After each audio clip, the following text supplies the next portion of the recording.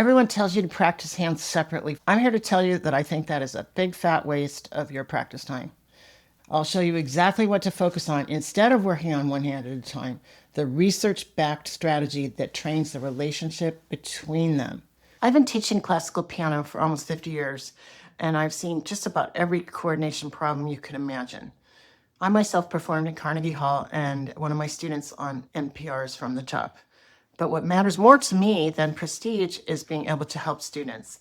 I have a new student. She couldn't play a new piece at all. She was ready to give up. I showed her a change in how to think about how her hands related, and she told me 2 days later she could play the whole thing. I had another pretty new student. He said, I've been working on this Chopin one for months, and it got better in 15 minutes with the approach you showed me. Point 1, hone in on the alignment points. So the first thing to do when you're trying to get your hands together is to be aware of when do the hands play at the same time and when do they play at different times. And really focus in on what exactly do you experience when the hands are playing together.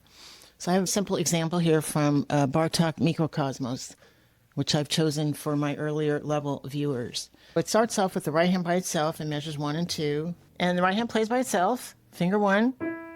Then the right hand goes up, plays 2. Now you need to be aware, they're going to play together. Now, it's always helpful to think of what is the same when the hands are playing together. In this case, Bartok is being nice. It's both thumbs are playing, and they're both playing E also. So I would think about that. It's whichever is easier for you. Now, here we go. Left hand's by itself. Now they're together. So you could think that both hands go down 1 finger from the note that they're playing on right now. I'm on 3 here. I'm on 4 here. They both go down 1 finger. Now left hand goes up. Now maybe you think contrary motion. Right hand goes down 1 finger. Left hand goes up 1 finger. And if you've watched my other video about slow practice, you would definitely want to break this into chunks. You would not be playing all that at one time. Use multisensory feedback. To make sure that those hands together moments land in your brain and are properly encoded, you want to really exaggerate them. The other thing that will really help those moments land into your brain more clearly is to use more senses as you're trying to experience them playing together. And that's true for almost anything you're trying to remember. The more senses you involve, the better. But in this case, let's say I'm playing that measure and I want to involve more senses. So the left hand's holding the C down, the right hand plays the G sharp, and now the left hand plays the B. So I could think about how the tip of my finger, what I feel on the key as I'm about to play the B. I could tune into the feeling of impacting the bottom of the key, especially here. I could tune into how the right hand's on a black key and the left hand's on a white key. So the right hand's higher, left hand's lower. Of course, the sound, tuning, that's another sense besides the physicality of it. You could even talk to yourself the way I was doing. And I find that very helpful for students to voice what it is you're doing. Right hand by itself, left hand down 1, both hands down 1. So, because now, first of all, you have to think clearly about what it is you're going to do before you say it. And secondly, you hear your voice. So that's another layer besides just the sound of the piano. If you want to go deeper and start practicing in a way that actually sticks, be sure to grab my free guide, Turbocharge Your Practice. The link is in the description. Point 3, think in hand pairs, not notes. You want to always come back to, are they playing together or are they not playing together? Now in this Bartok example I did, it's pretty straightforward. But in some of the later examples in the video, like Chopin Nocturne, complicated rolled chords, and Rachmaninoff, it's not always that clear cut from what it looks like on the page. Are they playing together or not? So that's something you want to get very, very clear in your mind. Another really important thing to be thinking about is, are the hands doing the same thing or are they doing something different? So this example I'm about to share with you, a student brought this into her lesson, and I showed her some movements. She came back in and she said, I think this piece is impossible. I'm never going to be able to play it. And I practiced it hands separately just a ton, but I could not put the hands together. I just think this is too hard for me. I said, you're wrong. Let's spend a little time on this, and I think you'll be able to play this just fine. What I noticed when I look at the music is that the hands are, sometimes they're moving parallel, like on that first beat there. Both notes of that beat are going up. And now they're going opposite. I'm grouping the next 2 notes together. They're both going from the thumb side of the hand to the pinky side of the hand. Same thing here. Both going opposite. Opposite. And now they're going to be going the same way. They're going up. Now they're going opposite, etc. And the entire piece is built on that pattern. It's 2 pages of that pattern. That's why I was confident that she could get the whole piece, because once you got that one idea, you can play the whole piece. Now, one thing that really made this way of thinking possible is to think of the notes in 2-note chunks. Do not try to play the whole measure. That's confusing. So I'm thinking just these 2 notes. Now I'm ignoring what happens between this note and this note to make it easier for my mind to process it. This is very, very helpful in any kind of music like this, where both hands are playing at the same time and you have a lot of single notes, that kind of thing. So you could chunk it by groups of 2 notes. Where is it the same direction and where is it opposite? Here's another example of where hands are doing the same thing sometimes and a different thing other times. So I'm going to be talking about the words in and out. So by in, I mean your hands moving towards where the music is. And by out, I mean your hands and arms moving towards your body. That's what I'm talking about. So this example is from Chopin Polonaise in C# minor, opus 26, number 1. So we start off, both hands are playing in the black key area. By black key area, I'm talking about like up in here, inside the black keys. I don't mean necessarily they're both all playing black keys, but they're in the black key area. And usually that happens because the thumb has to play on the black keys. So here we are, we're playing in the black key area. Both thumbs are on the black keys. Now both thumbs go to white keys, so the hands come out. They come towards the body together. Now the left hand has to go into the black keys, playing the thumb on the black keys. And now they're going to trade. The right hand thumb goes into the black keys. Left hand thumb comes out of the black keys. This is often a place where people get confused when there's this opposite in and out. So if you have a place in your music you get confused, check and see if there's opposite in and out.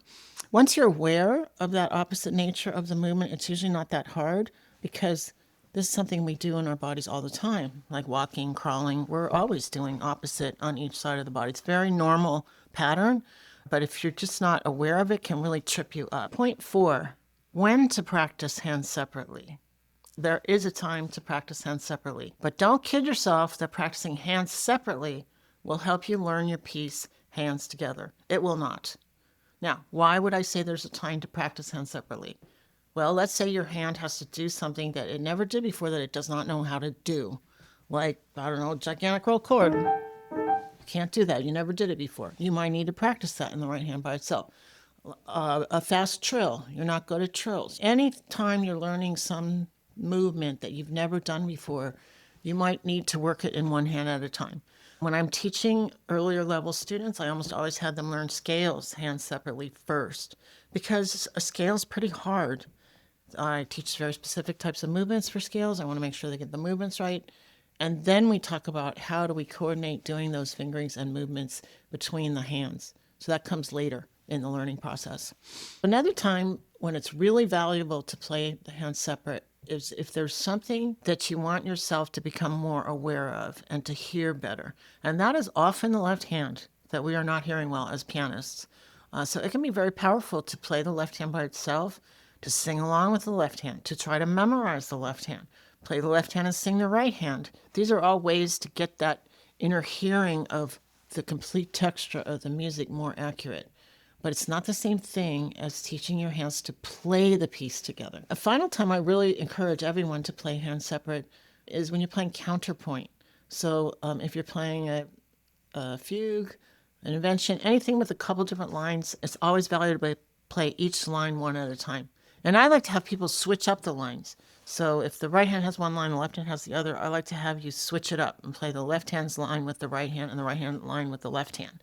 And that really helps with being able to play the hands together in counterpoint. Now, I do have students who were trained to practice hands separately a lot, and they tell me that they feel it's really valuable.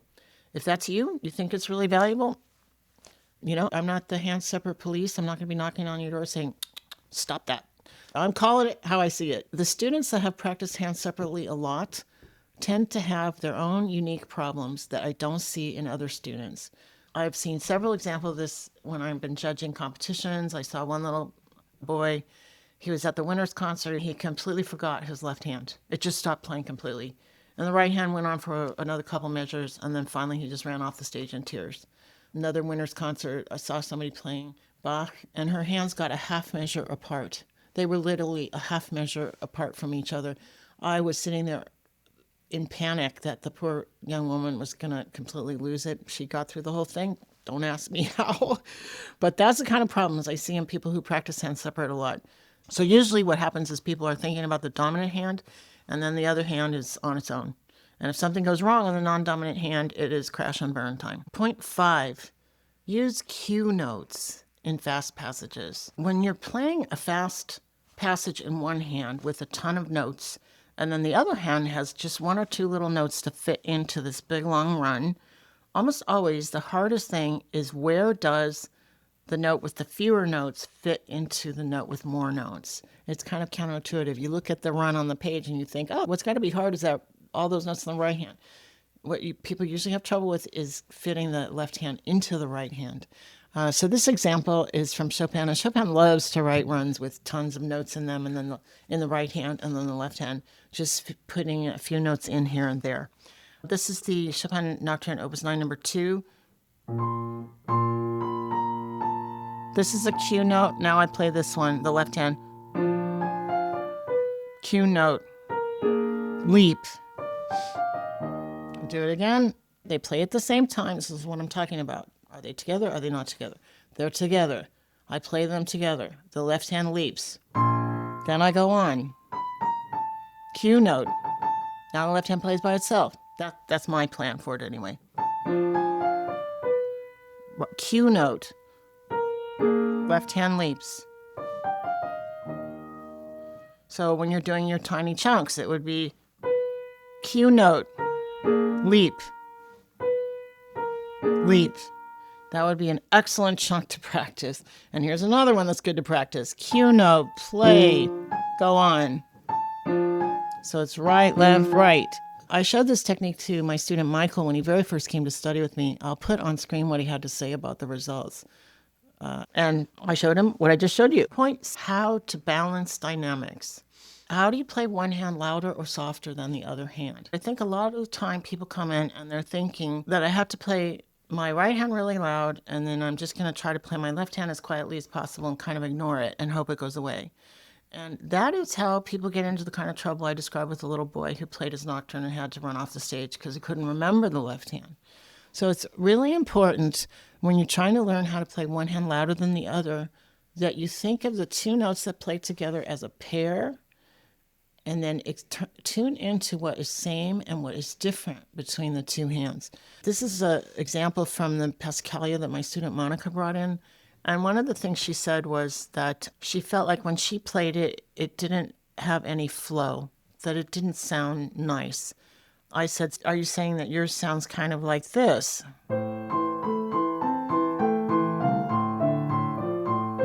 She's like, yep, that's what I sound like. And you'd rather have it sound like this, right?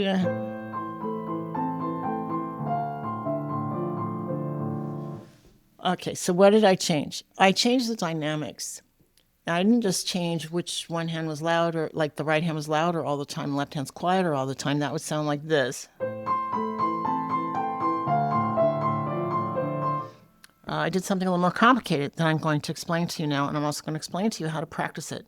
So I'm thinking of all of the notes as pairs. Now that I've mastered the thing I explained earlier in the video about which direction the notes are going in, it's time to think about the dynamics. So whenever you have a texture like this in the left hand, you want to play the bottom note louder, and then the other notes quieter. And we have textures like this all the time, so it's a good skill to get. So on the downbeat, I would say the two notes of the hands are almost equal. And that's a very good thing to practice as a tiny chunk. Exactly what kind of relationship between the sound of the two hands would you like to hear here? I mean, I don't want to hear this, right? I don't want to hear something ugly like that. What do I want to hear? In my mind, they seem about equal. And now these two are both quiet.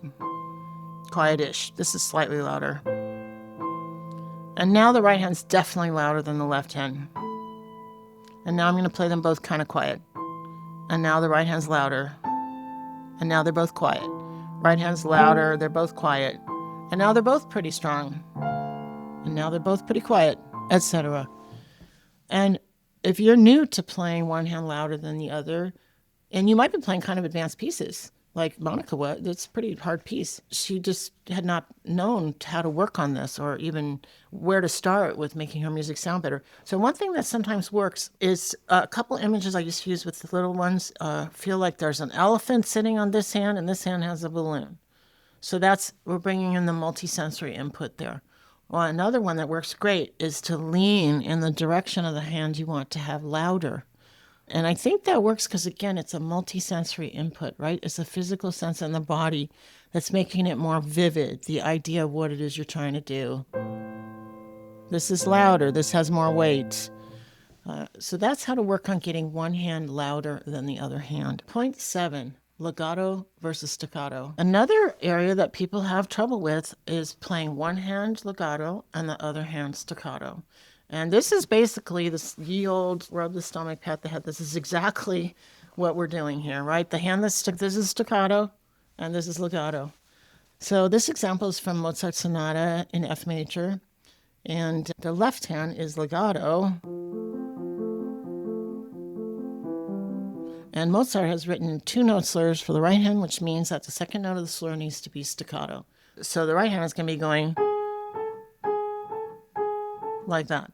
So, and you also have another problem in here with how the hands are laid, which is you have this tricky rhythm, the hot cup of tea. I have a short that I had a lot of fun making about the hot cup of tea, which is the 2 versus 3 rhythm. So in terms of the rhythm, right, they play together, then the left hand by itself, then the right hand by itself, then the left hand by itself. So they're together, and then it goes left, right, left. My student has a lot of trouble with keeping the left hand legato and the right hand staccato. She's got the hot cup of tea going fine, but she does kind of like that instead of. So what do? How do you practice that? So think what they do together. They go down together. The left hand plays legato by itself. Now the right hand plays and it comes off, but the left hand stays down. So they're doing something opposite right there. They're both on the bottom of the key. The right hand plays, leaves the bottom of the key. The left hand stays on the bottom of the key. Even if you want to do something even simpler, you can do something like just a regular old 5-finger pattern, like they play together, the left hand lets go. They play together, the left hand lets go. They put the keys down together, that's the same.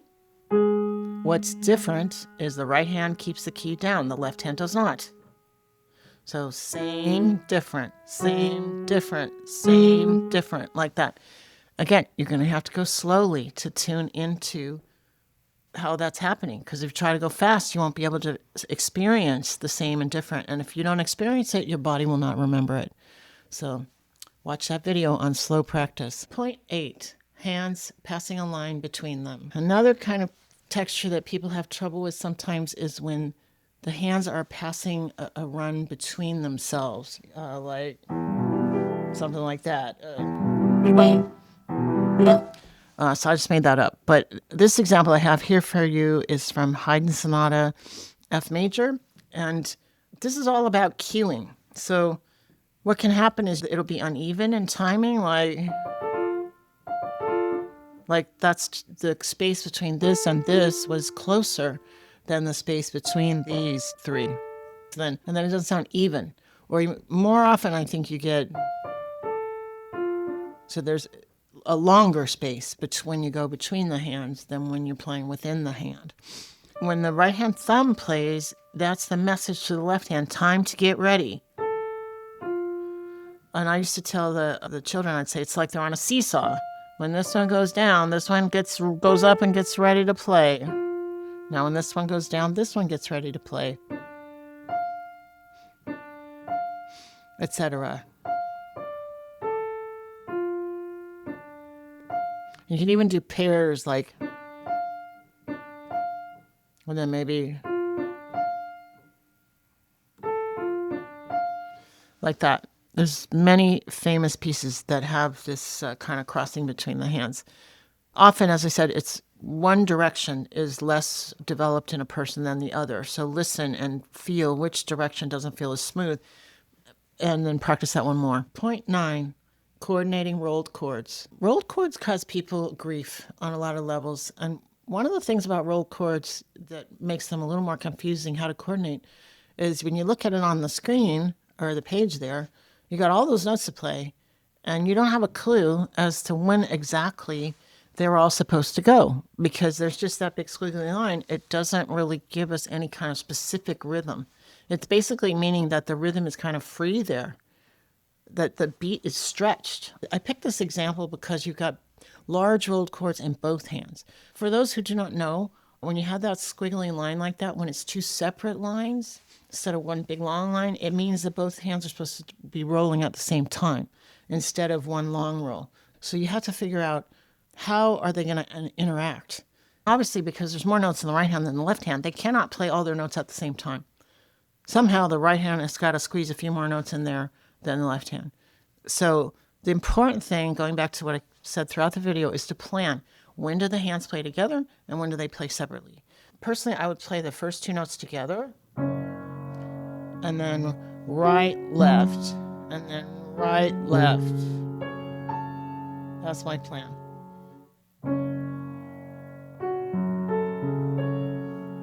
Let's do it again.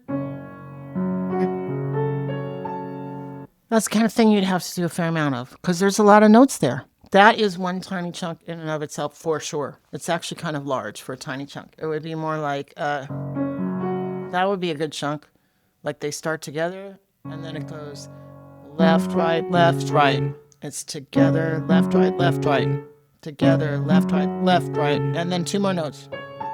There's other kinds of relationships between the hands inside this rolled chord. It's a little bit bonus information.